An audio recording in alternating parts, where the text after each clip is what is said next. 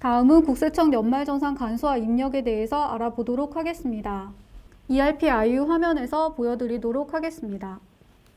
국세청 연말정산 간소화 입력에서 대상자 선정 시 사원 도움창에서 조회되는 사원들은 연말정산 자료 입력에서 이미 대상자 선정이 되어 있는 사원들의 리스트입니다.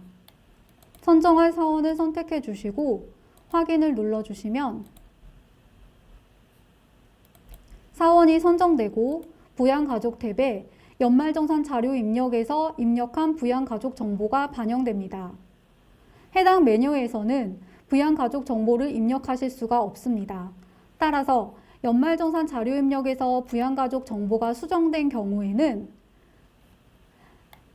국세청 연말정산 간소화 입력에서 정보갱신 버튼을 통해 부양가족 정보를 갱신해 주셔야 합니다.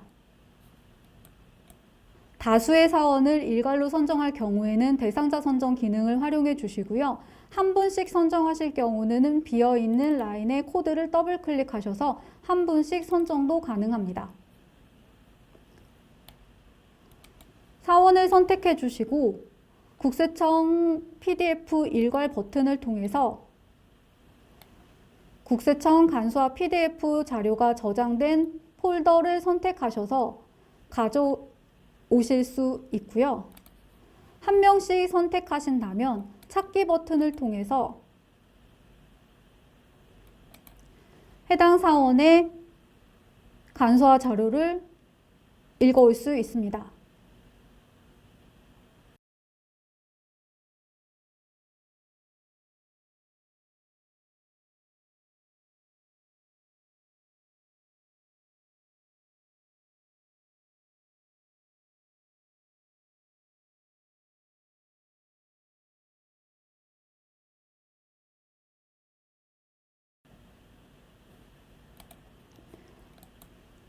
읽어온 자료를 확인하시고 내역에 이상이 없으신 경우 사원을 체크하시고 자료 전송으로 읽어온 자료를 연말정산 자료 입력으로 전송하실 수 있고요. 2023년도 신용카드 분 경우에 간소화 자료에 있는 자료로 자료 전송을 하실 경우에는 체크하셔서 전송해 주시면 되고요. 프로그램상 대상자 선정 시 전년도 연말정산을 IU에서 했다면 사용분이 자동으로 반영됐기 때문에 전송하실 여부를 직접 선택하셔서 넘겨주시면 됩니다.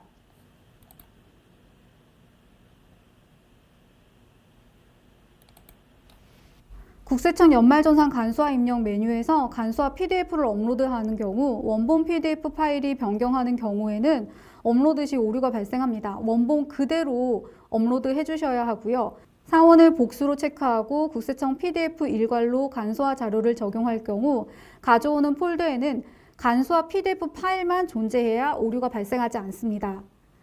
연말정산 관련 모든 업로드 메뉴는 기존 데이터를 모두 삭제하고 업로드되므로 이 점 꼭 유의하여 작업해 주시기 바랍니다.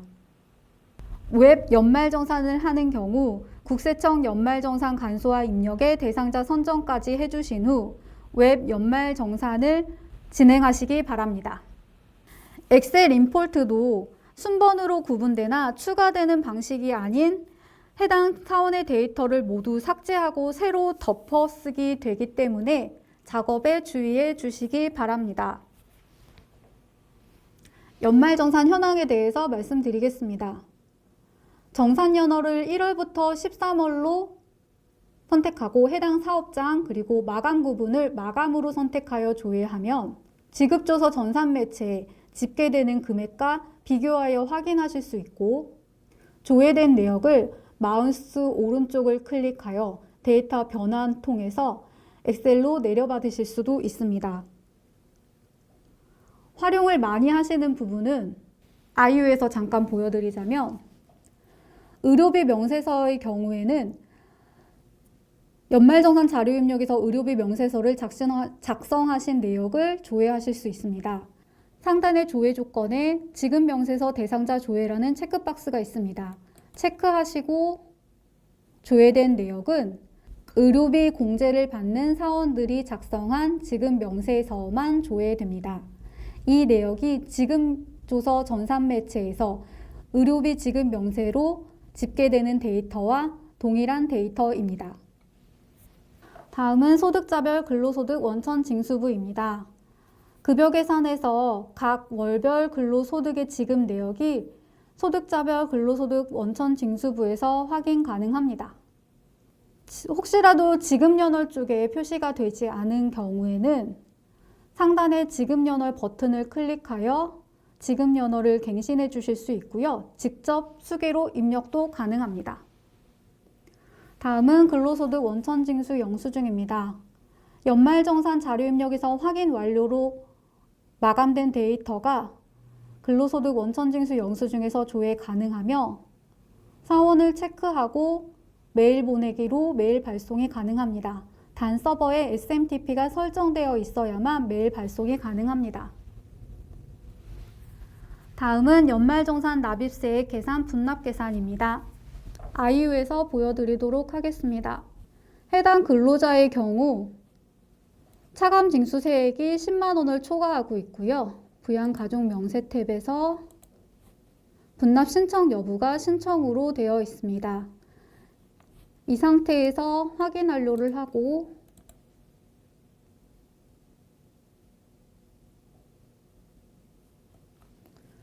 연말정산 납입세액 계산으로 가서 조회를 한 후에 대상자 선정 버튼을 눌러주시면 분납 신청자 등 소득세 10만 원 초과자만 리스트에 뜨도록 되어 있습니다. 선택을 해주시고요. 확인을 한 다음에 차감 징수 세액에 대해서 2월, 3월, 4월, 3개월로 나눠져서 계산된 걸 확인하실 수 있고요. 체크하시고 마감을 해주시면 차감 징수 세액이 반영되는 2025년 2월달 급여에서 해당 사원의 납입세액 반영 버튼을 누르면 리스트에 뜨도록 되어 있고 급여 적용을 해주시면 정산소득세, 정산지방소득세에 자동 반영이 됩니다. 다음은 지급조서 전산매체입니다. 연말정산 작업이 완료되면 마감을 한 후 전자신고용 파일을 제작합니다. 각 소득 구분별로 선택하여 마감된 내역을 조회하고 파일 제작을 해주시면 됩니다.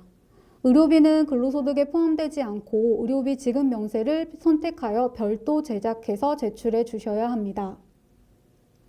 수기신고 버튼을 클릭하시면 집계된 사원 리스트가 좌측에서 조회가 되고요. 그 중에서 사원을 선택하여 오른쪽으로 추가로 이동시키시면 해당 사원의 내역은 제외되고 파일 제작을 하실 수 있습니다. 다음은 원천징수 이행상환 신고서에 대해서 설명드리도록 하겠습니다. 원천징수 의무자는 연말정산 원천징수세액을 A04란에 기재하여 원천징수 이행상환 신고서를 3월 10일까지 제출해야 합니다.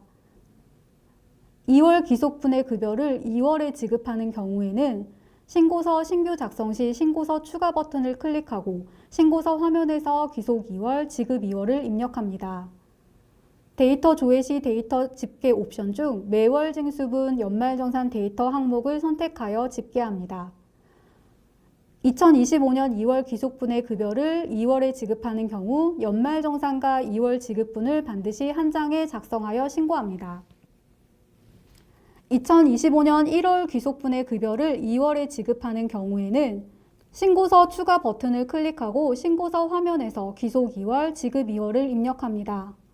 데이터 조회 시 데이터 집계 옵션 중 연말정산 데이터 항목만 선택하여 데이터를 불러옵니다. 1월 귀속 2월 지급으로 급여 등의 데이터를 조회하여 신고서를 작성하고 2월 귀속 2월 지급으로 조회하여 연말정산 데이터만 조회한 후 신고서를 각각 별도로 작성해야 하므로 먼저 연말정산 데이터만 조회합니다.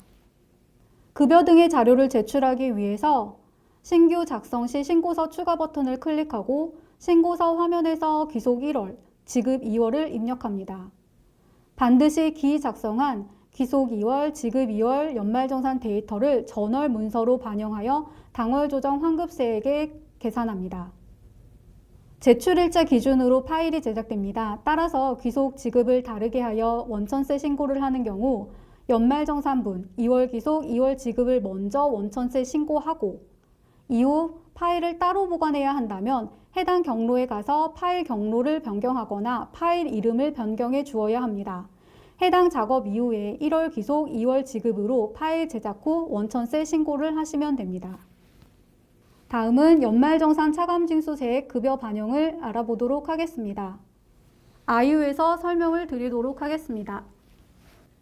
계산식 등록에서 정산소득세, 정산지방소득세로 설정할 항목에 대해서 공제 구분을 정산차감세액으로 설정합니다. 계산식의 경우에는 정산소득세는 PET07 연말정산소득세로, 정산지방소득세는 PET08 연말정산지방소득세로 설정합니다. 정산차감세액이 반영될 급여 계산의 귀속 연월을 선택해 주시고요. 해당 사원을 선택한 후 정산세액 반영 버튼을 누르면 연말정산 자료 입력에서 확인 완료된 해당 급여 적용월로 확인 완료된 사원들이 뜹니다. 사원을 선택해 주시고 급여에 적용해 주시면 정산소득세, 정산지방소득세가 반영되신 걸 확인하실 수 있습니다. 정산소득세, 정산지방소득세 항목이 급여 보고서에 반영이 되시려면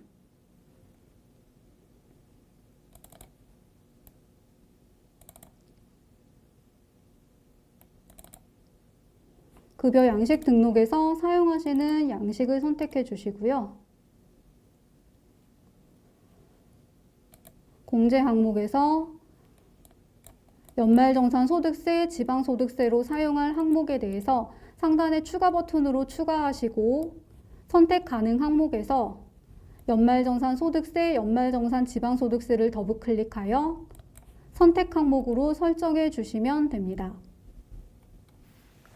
다음은 연말정산 부양가족수를 사원 등록에 반영하는 방법을 알아보도록 하겠습니다.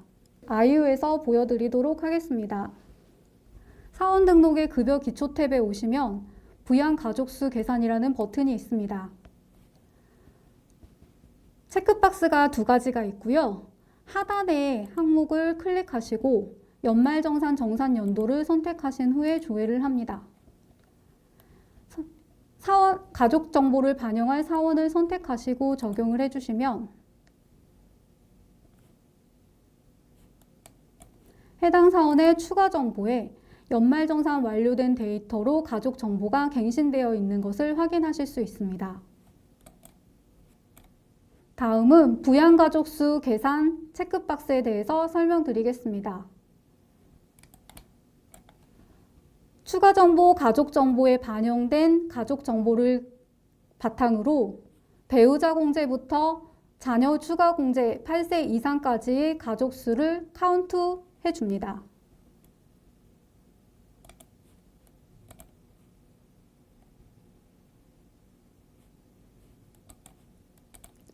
급여 정보의 배우자 공제부터 자녀 추가 공제 8세 이상까지의 부양가족 수가 급여 계산 계산 시 세금 계산의 부양가족 수로 반영되어 계산됩니다.